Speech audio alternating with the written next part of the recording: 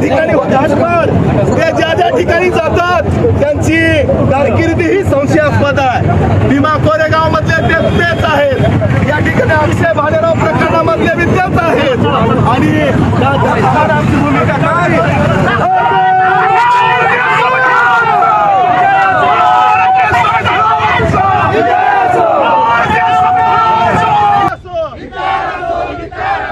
पोलिसांवर मनुष्यवधाचा गुन्हा दाखल झालाच पाहिजे। पोलिसांवर मनुष्यवधाचा गुन्हा दाखल झालाच पाहिजे। सोमनाथ सूर्यवंशीला न्याय मिळालाच पाहिजे। सोमनाथ सूर्यवंशीला न्याय मिळालाच पाहिजे। अरे परभणी पोलीस मुर्दाबाद, अरे परभणी पोलीस मुर्दाबाद, परभणी पोलिसांना अटक झालीच पाहिजे।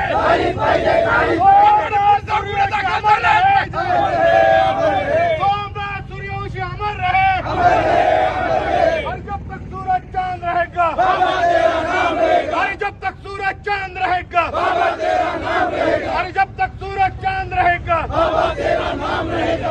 मोदी तेरी तानाशाही नहीं चलेगी, नहीं चलेगी, नहीं चलेगी। स्वतंत्र लोकशाही संविधान जिंदाबाद, जिंदाबाद, जिंदाबाद, स्वतंत्र लोकशाही संविधान जिंदाबाद, जिंदाबाद, जिंदाबाद, संविधान जिंदाबाद, जिंदाबाद, जिंदाबाद, संविधान जिंदाबाद, जिंदाबाद, जिंदाबाद। बाबा साहब के देश में जातिवाद धर्मवाद नहीं चलेगा, नहीं चलेगा, नहीं चलेगा। बाबा साहब के देश में जातिवाद अमित शाह मुर्दाबाद, अरे मुर्दाबाद, मुर्दाबाद, अमित शाह मुर्दाबाद। जय भीम, जय भीम, जय भीम, जय भीम, अरे जय भीम, जय भीम, जय भीम, जय भीम। अरे अंबेडकर, अंबेडकर, अंबेडकर, अंबेडकर, अरे अंबेडकर, अंबेडकर, अंबेडकर, अंबेडकर। अमित शाह मुर्दाबाद, मुर्दाबाद। हिटलरशाही नहीं चलेगी, नहीं चलेगी, नहीं चलेगी। हमको चाहिए न्याय चाहिए।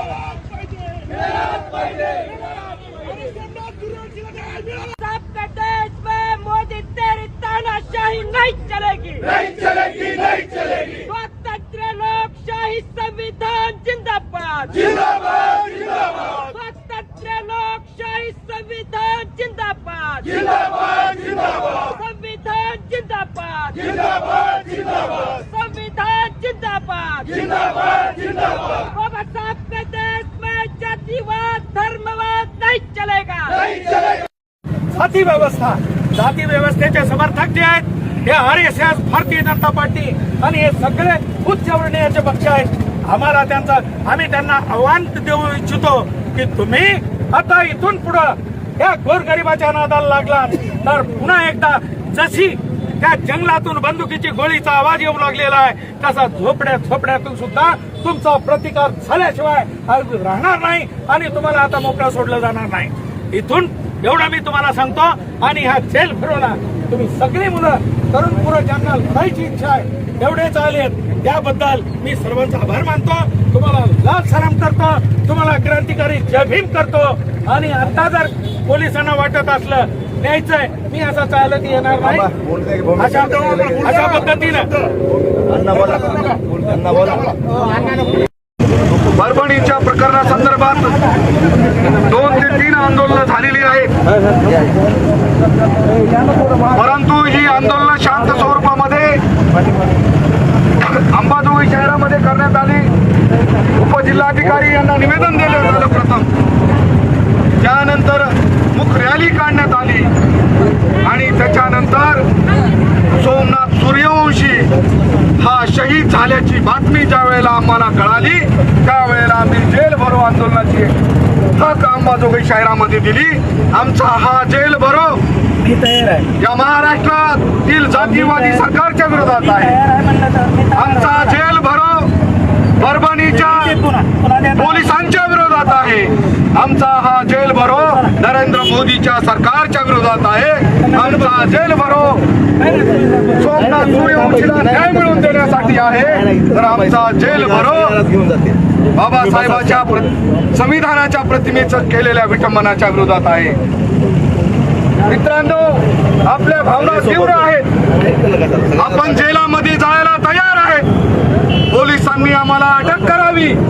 पोलिसांना आमचं या निमित्तानं आव्हान आहे, पोलीस बांधवांना आम्हाला तुम्ही अटक करा. आमचं हे आंदोलन जेल भरो आंदोलन आहे. एवढंच या ठिकाणी आव्हान आपल्याला करतो आणि माझ्या भावना या ठिकाणी थांबवतो. जय भीम, जय भारत.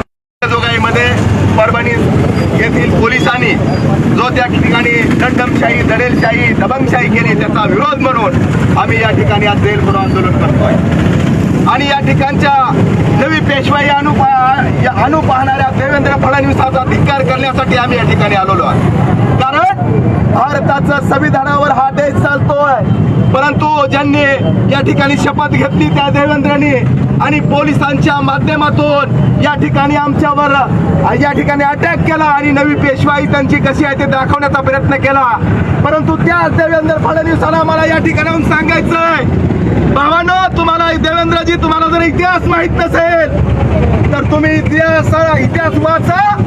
जुन्या पेशवाईचा अंत करणारे आम्हीच बहादर आहोत आणि तुमची पेशवाई बिघडण्यासाठी हा आंबेडकरी समुदाय तयार आहे हे सांगण्यासाठी आणि या महाराष्ट्राला दिशा देण्यासाठीचा आजचा आमचा जेल भरो आहे. काय चालू आहे?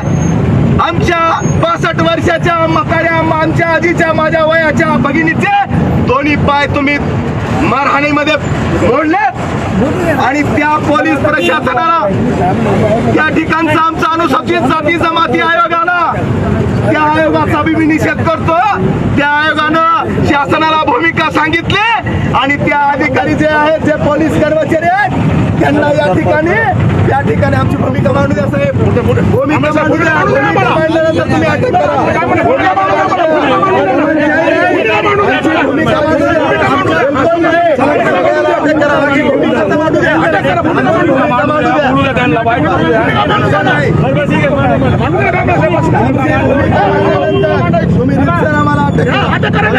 भूमिका मांडताना दमन काही करू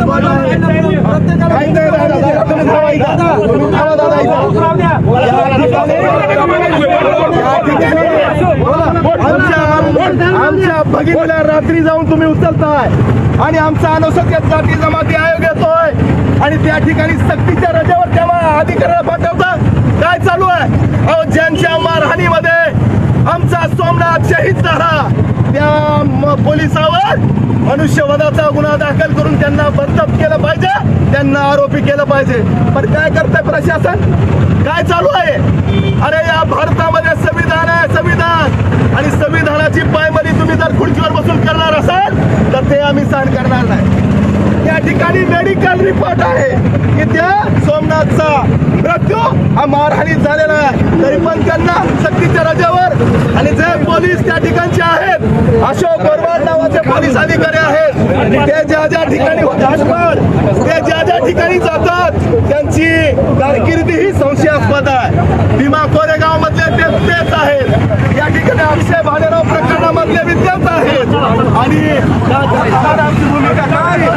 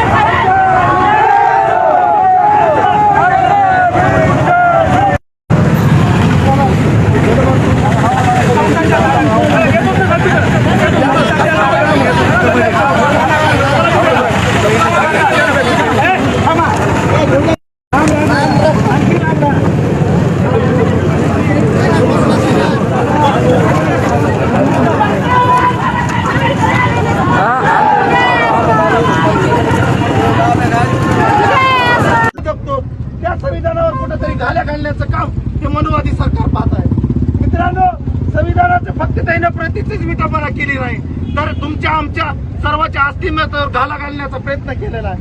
भाजपचा अजेंडा आहे की त्यांना या देशाचं संविधान बदलायचं आहे आणि त्यांना ती मनुस्मृती लागू करायची आहे. मनुस्मृती लागू झाल्याच्या नंतर तुम्हाला आम्हाला माणूस म्हणण्याचा अधिकार नाही. इथलच्या मुस्लिमाला डांबून मारलं जातंय, इथलच्या दलितांना मारलं जातंय.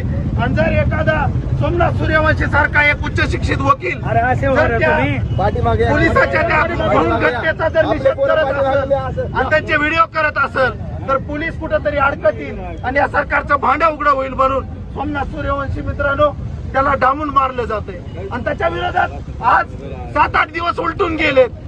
इथलचा कोण्या पोलिसावर आतापर्यंत निलंबनाची कारवाई नाही. आज साधं अधिवेशनामध्ये फक्त 1-2 सोडले बोटावर मोजणे इतके. फक्त संविधान एका जातीचं झालंय का मित्रांनो? हे कुठंतरी आत्मचिंतन करायचं झालंय. कारण संविधान इथलचं प्रत्येकासाठी आहे. इथलच्या लहान लेकरापासून ते वयस्करापर्यंत तुमच्या जन्मापासून मरणापर्यंत संविधान हे तुम्हाला सर्वात मोठं सुरक्षा कवच आहे. आणि त्याच्यावर जर घाला घालत असेल तर भाजप सरकारला आम्ही या जेलबरोच्या माध्यमातून सांगतो, बाबा हो, या देशानं 2 पंतप्रधान गमावले. या देशाला जर आणीबाणी लागली आणि जर तुम्ही संविधानावर घाला घातला तर ती कोणतरी म्हशीच्या गांडीवानी तोंडाचा तो अमित शहा काहीतरी उठतो आणि बाबासाहेब हे फॅशन झाले म्हणतो. अरे बाबासाहेब ही आमची जुना मरणाचा प्रश्न आहे. बाबासाहेब आम्ही एक परीस बापाचं नाव मागे घेऊ तर बाबासाहेब हा आमच्या आत्मीयतेचा प्रश्न आहे. तो आमचं फॅशन नाही, तो आमचा जीवनाचा अधिकार आहे. म्हणून अमित शहाला या माध्यमातून आमचं सांगणं आहे, बाबा गृहमंत्री असतील देशाचा, पण तुला ज्या संविधानानं ज्या बाबासाहेबांना त्या सभागृहामध्ये जाण्याचा मार्ग मोकळा केलाय त्या बाबासाहेबाला जर तू तोंड केल्यावर जर टीका करत असशील तर तू याद राख. आणि भाजप सरकार नरेंद्र मोदीचं या ठिकाणी मी सर्वांचं धिक्कार करतो. एवढं बोलतो थांबतो. जय भीम.